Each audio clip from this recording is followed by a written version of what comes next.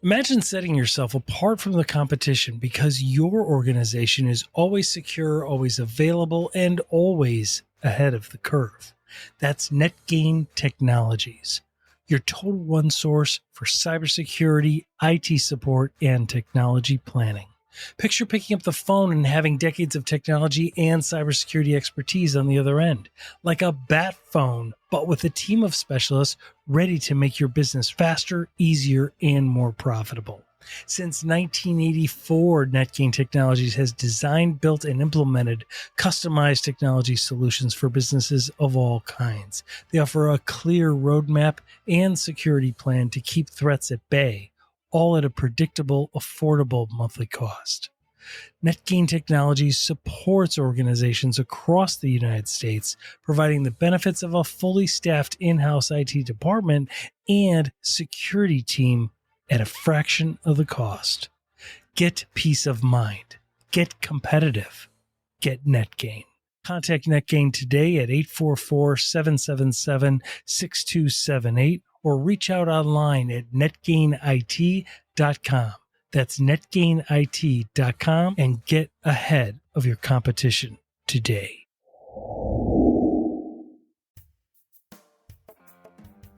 Come join us as we dive deeper behind the scenes of security and cybercrime today, interviewing top leaders from around the world and sharing true cybercrime stories to raise awareness. But first, a huge thank you to all of our executive co-producers who subscribed to our Prime membership and fueled our growth. So please help us keep this going by subscribing for free to our YouTube channel and downloading our episodes on Apple or Spotify podcasts so we can continue to bring you more of what matters.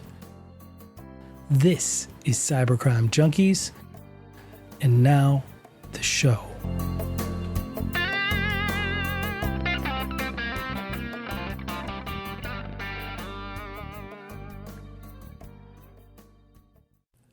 Imagine all of your professional or career goals coming true, and you built a business that had a great brand and employed hundreds or thousands of people. But within a span of a few short years, it was completely gone. That's what's happening in American business these days, and we want to know why. Your brand is everything that matters. It's your culture, finances, marketing, and leadership. It's your brand. Protect it.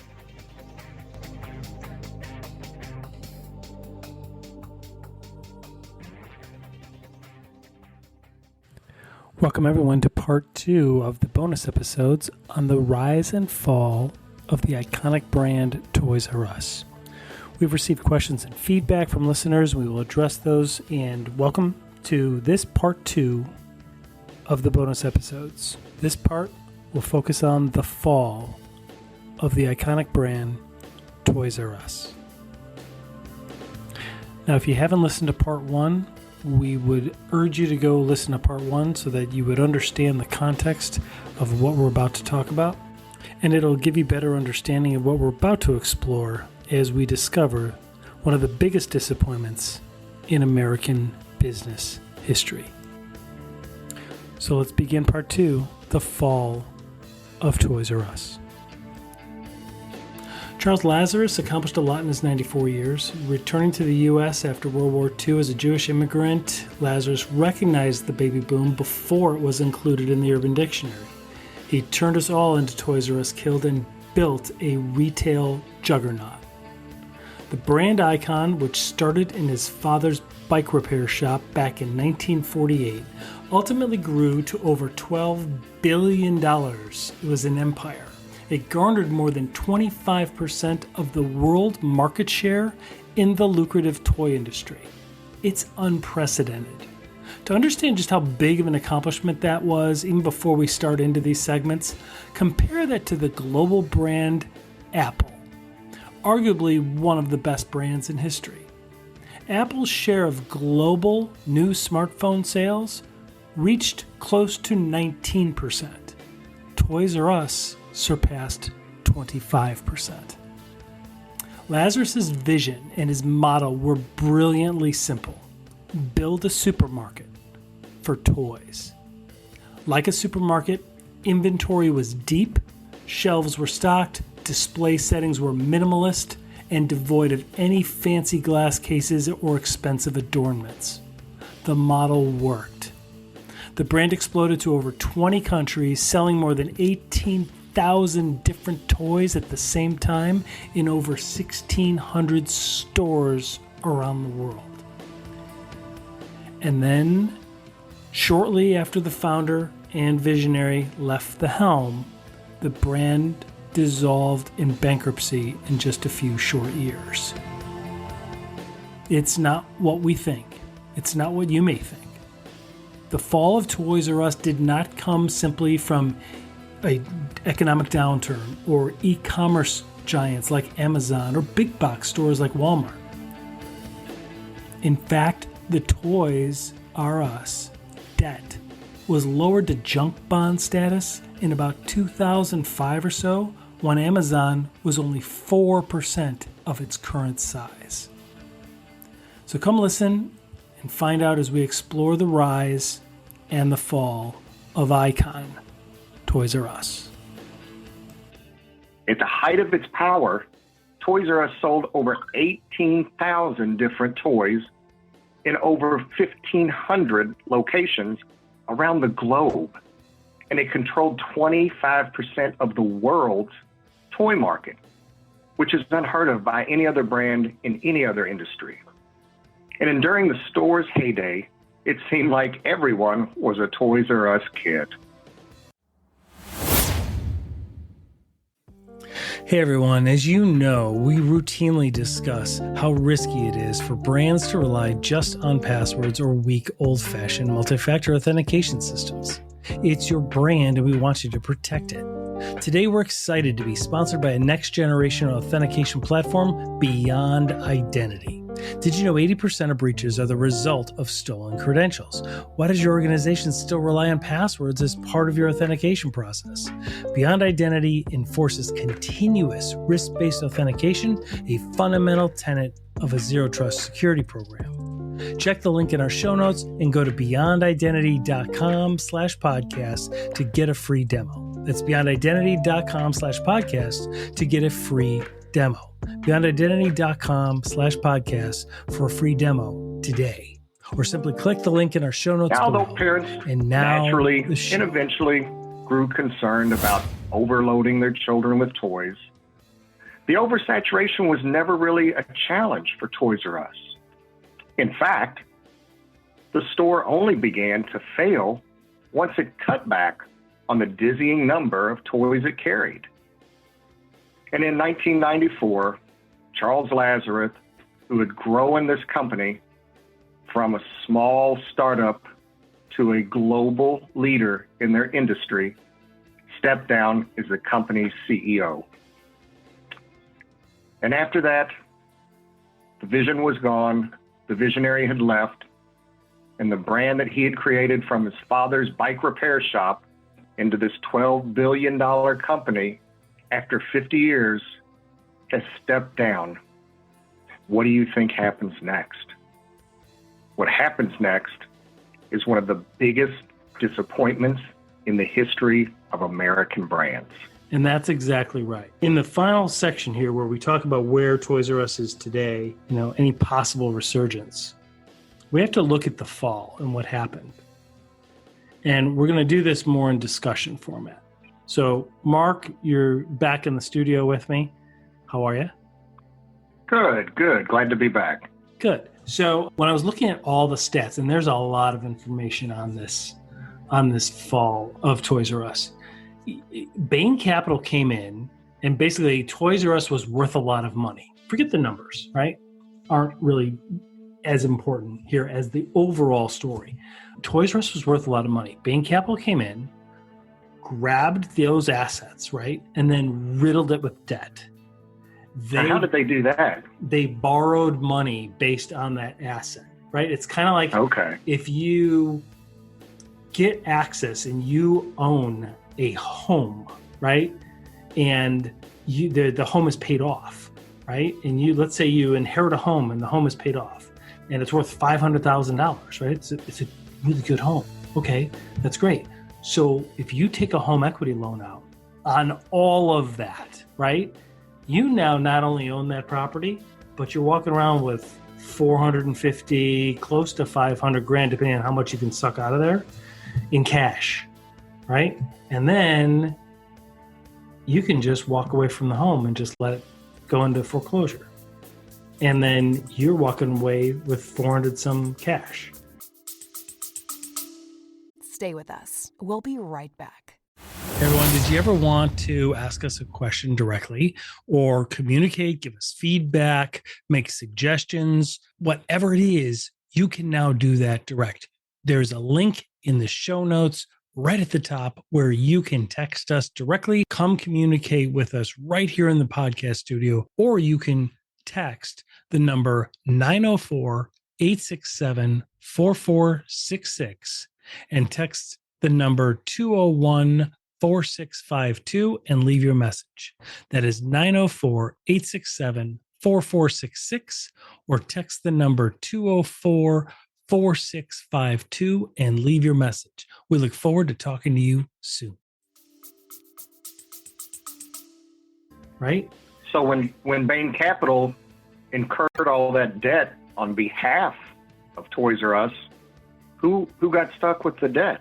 Well, it's even worse than that, actually. And I think that my analogy of the home is bad because they weren't able to do that. Because this was a business and there were shares and things like that, they weren't able to, like, had they inherited the home, they could have just sold the home and gotten 500 grand, right? But that's not what they did. If they held onto the home as the asset, they were able to borrow money based on future income of, let's say, $2 to $3 million for that home. And then what they did is they let the home go in foreclosure. They walked away with the several $1 million and left all of that debt for who? The shareholders. Shareholders? Yep. So what happened was, after they did that, they went. Yeah. Did they file for bankruptcy? Is it well, that's what the articles seem to say, and we're not. And let's be clear, like we don't know any of the details. We haven't read the documents that Bain Capital, used or anything. So we're not bashing them. That's not what this is about at all. We don't know, right? But what Bain Capital gets involved, there's a lot of debt that's created. Now, whether Bain Capital themselves are the ones that even did this, we don't even know, right? But the thing that we do know is they got bought out by Bain Capital. They go into massive debt. So here's what happened. This is what we can learn and what we know from the court filings. On September 18th, 2017, Toys R Us, Inc. files for Chapter 11 bankruptcy. They said that the move is going to give them flexibility to deal with how much in debt? $5 billion in long-term debt. And they had also borrowed $2 billion to pay suppliers for the upcoming holiday season. And then they needed to invest in improving their current operations. So anybody that ever walked into a Toys R Us store back in the mid to late 2000s, right, remembers how dated those stores got, right? Like there's one thing for them, having the concrete floors and having, not a lot of pizzazz, not a lot of modern amenities in there. But they always were filled with tons of toys. But in the last 5 to 10 years, they weren't, right? A lot of the shelves were scattered. They weren't really, they were a shell of their former selves, basically. The company hadn't posted an annual profit since 2013. In fact, it had reported a net loss of $164 million in the quarter ending in April of 2017 before they filed.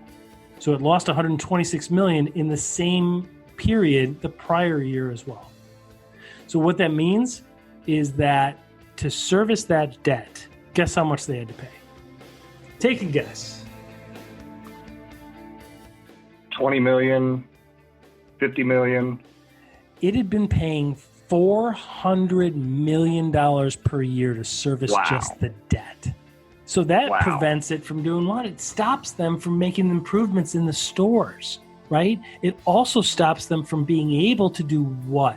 What is happening between 2005 when Bain Capital gets involved, right? And 2017. What happens? Anything happen?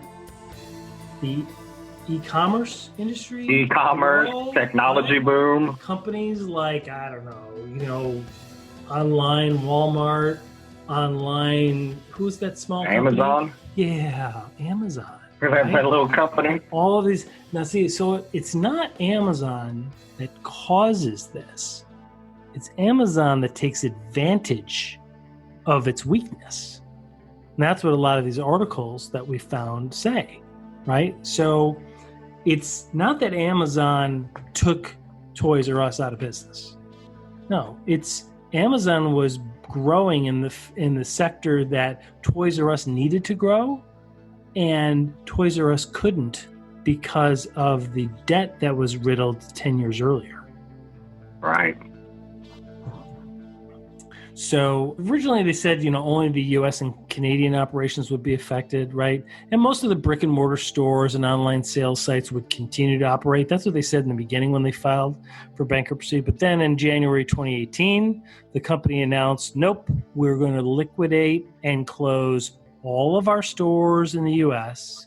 as part of a restructuring, as well as convert up to 12 stores into a co-branded Toys R Us and Babies R Us stores.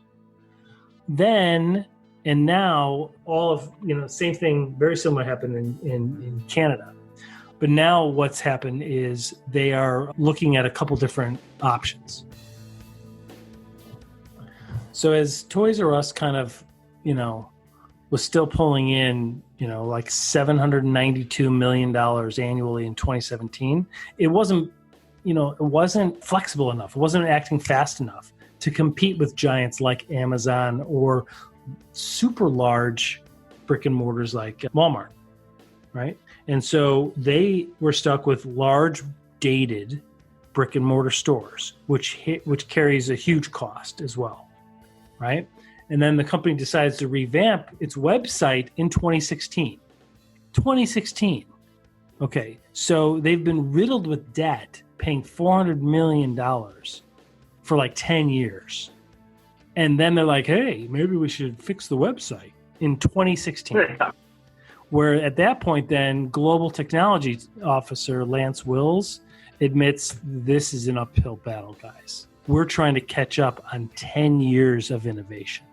That's what he's quoted as saying. So this poor guy is faced with, hey, you got to fix this problem. One of the biggest iconic problems with how did you not act faster? How did you not, leverage advances of technology and e-commerce and all of that faster, right? And he's got to try and solve this. He's like, guys, we're already 10 years behind. So, there's a lot of articles about, the Toys R Us bankruptcy and what it means in the culture and how it becomes like a symbol for corporate greed. I mean, they had, but by the time they filed in 2017, Mark, they were drowning in $7.9 billion worth of debt. How does that even happen? And I can't. Those numbers are almost incomprehensible. Yeah, I can't even. So apparently, what happened is in 2005, the private equity firm of Bain Capital and two partners, KKR and Vornado Realty Trust, they buy Toys R Us for $6 billion. They paid $1.2 billion out of pocket while the rest was borrowed. But it was Toys R Us themselves who was responsible for paying back the remaining $4.8 billion that its investors owed. So that's how the company had to make $400 million in debt payments every single year. A number that was often higher than its annual profits. So it's riddled with what? $3.8 billion in debt. It has to pay $400 million a year just to service the debt, meaning it's just interest. It's not paying down. Just to service the debt, they have to come up with that. And several years in between 2005 and 2017, they didn't even make $400 million. So all of the stores throughout the U.S., all of everything online, they didn't even make $400 million, and they had to still service it just to pay the debt. That's it was incredible. just a sinking ship. So that deal made it impossible for the toy company to keep up, right? One retail advocacy group called it an ATM machine for Wall Street because that's harsh. So when news about Toys R Us financial situation becomes public, so did the contrast between its associates, the people that worked in the stores, and the company executives. So what happens here is in the fallout, people lose their jobs. And not just a few people, a lot of people. 30,000 retail workers lose their jobs from this. The company said they're not going to receive severance or payments for unused sick or vacation days. Bain Capital, KKR, and Vornado, on the other hand, reportedly earned $470 million off Toys R Us. In addition to that, executives received multi-million-dollar bonuses. So, I mean, when Toys R Us went out of business, and you remember this, right? You and I have talked about this a bunch of times. I remember it was all over. There was social media then. It was just a few years ago. Well, what happened to Jeffrey the Giraffe and Gigi and Baby G and do you remember, Junior? Well, do you remember? And I think if we can find this photo, we'll put it at the bottom of the podcast. We'll put it in the link below the podcast. There's a photo I remember where Jeffrey the Giraffe is like holding a suitcase I know where you're going. Inside an empty store. I remember that. The store's empty and the dude's like not homeless, but he's like kicked out of his house, right? He's kicked out of it. Yeah, and I remember that going viral. And then, there was a bunch of things I remember seeing with they were doing the mock store funerals. managers or employees. They were protesting at Bain Capital. Yeah, and I remember they were doing like mock funerals in the lobby of Bain's corporate headquarters. There was they had the tombstone for Jeffrey. Yeah, remember that? Yeah, it was just. I mean, you got because it's a good example, right? This isn't about profit or product being pushed across the shelves. It's not. This is about like everybody has a recollection of going to Toys R Us. We all do. I mean, I remember when I was first with my kids and they were all young. I remember going and showing them because this was about 15 years ago. Remember the Razors were really popular, those like scooters that were really thin. And I was like showing the kids how to do it because they didn't know how to use it and they were little. And I remember cruising up and down the aisles and I totally wiped out. Like they still talk about it today. I like flipped over and wiped out. The thing flew up, like almost landed on the shelf. It was like a classic, like total Morrow catastrophe. You know what I mean? Just like totally. Yeah. That's a real good example of how strong a brand can be. Look, we've still got memories of something from, 10, 15, 20 years ago. Oh, yeah. And everybody knows the jingle. Everybody knows the giraffe. And they do. My daughter still has the Jeffrey Giraffe plush. Like it's a corporation just like any other corporation. It's a business, right? It's an idea. It started with one guy in his dad's bike shop. And yet it turned into a cultural phenomenon. So it's pretty interesting. So as we've discussed the rise and fall of Toys R Us, where is it today? Where is it heading? What options are left?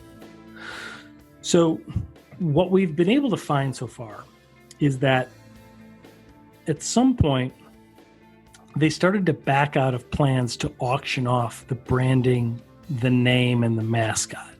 So Toys R Us current owners say they're attempting to develop ideas. That's a quote. They're developing ideas for what new Toys R Us stores or toys from its sister brand, Babies R Us, would look like. So, I mean, it doesn't, walking back from from auctioning off that intellectual property doesn't mean Toys R Us is escaping bankruptcy altogether. It just means that the owners are holding on to most of the valuable assets, right? And trying to find a future for the company. And that's good. That's what a good brand is all about. It's unlikely, in our opinion, not that that matters, but I mean, it's unlikely. It's definitely unclear if that brand will ever return to its former glory. But it could resurrect a shell of the brand, kind of like there's a couple others like American Apparel or Nasty Girl did when they were rescued from bankruptcy. And owners could decide to just license the company name or branding to someone else, right? And just earn royalties. But today, basically, the company continues to operate as the licensor of the international operations, right? It announced in October of 18, I believe, that it was relaunching U.S. Toys R Us in retail business. They plan to do it in the future, and they also partnered with certain large food stores like Kroger to add Jeffrey's Toy Box, right, named after the mascot, and pop-up departments at various locations in the U.S. to give Toys R Us a presence during the holiday season. As recent as, I think, 2019, the company emerged from bankruptcy as True Kids. That's the new name. But under True Kids, so far as we sit here today, that we could find, and we welcome anybody that can shed light on this, there's only 2 locations of that open currently in the United States.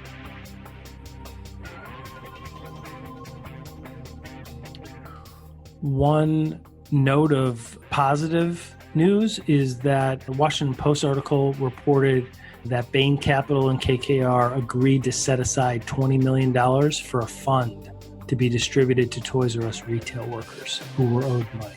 And that's excellent, right? It's probably not enough in many people's opinions, but that's excellent. It's a rare positive ending to an all too common story of the fall of the brand. We hope you enjoyed this bonus feature, part 2, the rise and fall of the brand Toys R Us.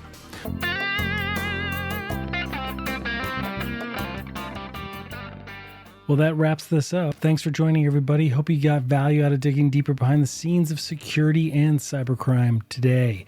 Please don't forget to help keep this going by subscribing free to our YouTube channel at Cybercrime Junkies Podcast, and download and enjoy all of our past episodes on Apple and Spotify podcasts so we can continue to bring you more of what matters. This is Cybercrime Junkies, and we thank you for joining us.